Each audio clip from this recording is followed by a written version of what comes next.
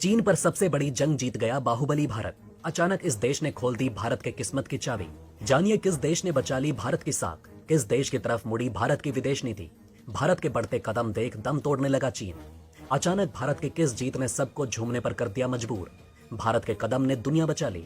South China सी पर हुआ भारत का राज। अचानक कैसे पलट गई दुनिया, कहीं का नहीं रहा बेचारा चीन।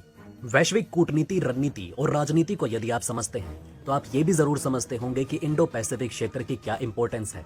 इसके साथ ही आप ये भी जानते होंगे कि दुनिया के अधिकतर देश भिन्न भिन्न समझौतों के तहत इंडो पैसिफिक केंद्रित नीतियां बना रहे हैं। दुनिया के सारे देश यहां आना चाहते हैं।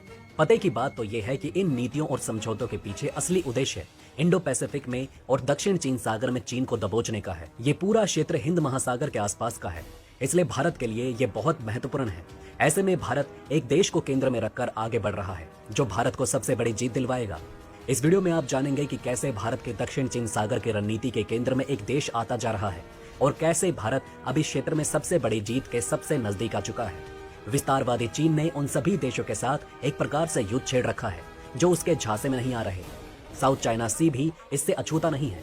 दक्षिण चीन सागर पर स्वयं का अधिकार जताने के लिए वो कई बार वहां स्थित दूसरे देशों को परेशान करता रहता है। इसके अलावा दक्षिण चीन सागर और इंडो पैसिफिक क्षेत्र में चीन ऋण जाल की रणनीति भी अपनाता है, जिससे कि उन देशों को कर्ज के जाल में फंसाकर उन्हें अपने फायदे के लिए इस्तेमाल कर सके। देखिए दोस्तों, ऐसे में एशियन देशों के प्रति भारत के दृष्टिकोण की महत्वता बहुत बढ़ जाती है। मतलब एशियन देशों को भारत कितना जरूरी समझ रहा है। इसके साथ भारत में बिम्स्टेक का निर्माण करके और एक्ट ईस्ट पॉलिसी को अपनाकर ये दिखाया गया कि ये सारे देश भारत के लिए कितने महत्वपूर्ण हैं। भारत एक तरफ जहां एशियन देशों के साथ सम्मेलन आयोजित कर रहा है, वहीं दूसरी ओर इन देशों के साथ द्विपक्षीय संबंधों को भी मजबूती दे रहा है। भारत का पूरा ध्यान इस समय इसी तरफ है। इसी क्रम में भारत फिलीपींस के साथ भी अपने संबंधों को बहुत तेजी से मजबूत कर रहा है और इसकी इंपॉर्टेंस तब बढ़ जाती है जब इसे हम केवल द्विपक्षीय स्तर पर नहीं बल्कि इंडो पैसिफिक के एस्पेक्ट में देखें। भारत फिलीपींस दोनों ही देश एशिया पैसिफिक इकोनॉमिक कॉरपोरेशन यानी कि एपेक के सदस्य हैं। व्यापार और सुरक्षा समेत दोनों ही देश कई मोर्चों पर एक दूसरे के साथ सहयोग करते हैं। हाल के वर्षों में दोनों देशों के बीच संबंधों में मजबूती आई और दोनों ही देश संबंधों की मजबूत करने की रणनीति को बहुत ही अच्छे से समझने लगे। आर्थिक विकास और स्थिरता के लिए दोनों ही देश इंडो पैसिफिक क्षेत्र में कानूनों का और समुद्री स्वतंत्रता का समर्थन कर रहे हैं और यहीं पर खेल शुरू हो जाता है। भारत और फिलीपींस दोनों ही देशों ने सुरक्षा संबंधी कई समझौते किए। 2019 में दोनों देशों का व्यापार $2.7 बिलियन तक पहुंच गया, जबकि फिलीपींस में भारत बड़े निवेशकों में से एक है। दवा, आईटी और बीपीओ समेत कई क्षेत्रों में भारतीय कंपनियां निवेश कर रही हैं। जब बात इंडो पैसिफिक की आती है तो भारत का ये मत एकदम स्पष्ट है कि व्यापार को बिना किसी विरोध अनुमति होनी चाहिए और इसके साथ ही क्षेत्र पर किसी भी एक देश का एकाधिकार नहीं होना चाहिए। यहाँ भारत का संकेत चीन की ओर होता है और यहीं से भारत का मास्टर स्ट्रोक शुरू हो जाता है। दरअसल इंडो पैसिफिक क्षेत्र की शांति हिंद महासागर की शांति के लिए आवश्यक है। ऐसे में भारत इस क्षेत्र में अपनी पहुंच बढ़ाना चाहता है, जिससे कि वो चीन की चालों को भी तोड़ सके और दूसरी तरफ इस क्षेत्र में भारत के व्यापार को भी बढ़ा सके। हालांकि भारत के लिए चिंता की बात यह है कि मार्कोस जूनियर के नेतृत्व में फिलीपींस की सरकार चल रही है। मार्कोस जूनियर को चीन का समर्थक माना जाता है, लेकिन चीन ही इन्हें भाव नहीं देता।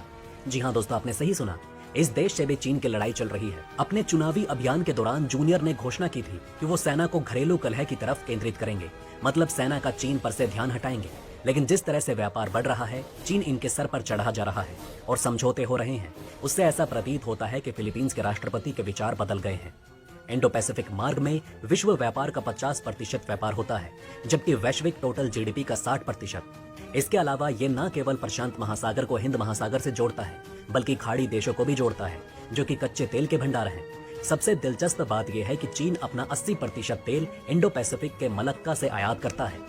ऐसे में यदि क्षेत्र में चीन का दबदबा होता है तो इससे चीन को बढ़त मिलेगी और वो इस जगह का राजा हो जाएगा और वो फिर 50% वैश्विक व्यापार को अपने कब्जे में करेगा। एशियान देश जो कुल मिलाकर एकजुट हैं, लेकिन आंतरिक संघर्षों का सामना भी कर रहे हैं। लेकिन लाओस और कंबोडिया भारी ऋण के कारण चीन के शिकंजे में हैं। जब क्षेत्र में चीन की घिनौनी नीतियों के बारे में बोलने की बात आती है तो ये देश ऐसे वक्त में गूंगे हो जाते हैं।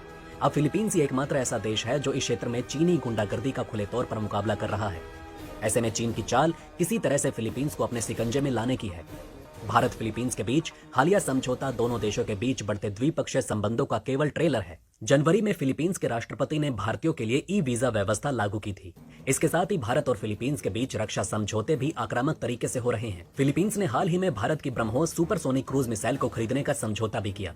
भारत फिलीपींस के बीच ये एक बड़ा समझौता है, क्योंकि ये पहली बार है जब फिलीपींस की सेना के पास इस तरह का हथियार होगा। ये ऐसे वक्त में हो रहा है जब चीन और आसियान देशों के संबंध बिगड़ रहे हैं। कई दूसरे देशों के साथ फिलीपींस ने भी भारत में LCA तेजस को खरीदने में दिलचस्पी दिखाई। देखिए दोस्तों, चीन फिलीपींस में तगड़ी मारामारी चल रही है। चीन फिलीपींस वाले समुद्री इलाके में अपने युद्ध पोतों को भेजकर उकसावे की कार्यवाही से बाज नहीं आता, लेकिन दोनों देशों के बीच तनाव बहुत ज्यादा बना रहता है। इसी तरह चीन नेपाल और भूटान में भी कुछ हिस्सों को अपना बताता है और अवैध रूप से कब्जा भी किए हुए है। वो दक्षिण कोरिया, लाओस, मलेशिया और वियतनाम में भी कई क्षेत्रों में अवैध घुसपैठ कर कब्जा करने के लिए काली करतूतों को अंजाम दे रहा है। हाल के वर्षों में चीन ने दक्षिण चीन सागर में मैन मेड टापुओं पर सैन्य अड्डे स्थापित कर लिए। चीन दलील देता है कि इन इलाकों पर उसका सदियों पुराना अधिकार है।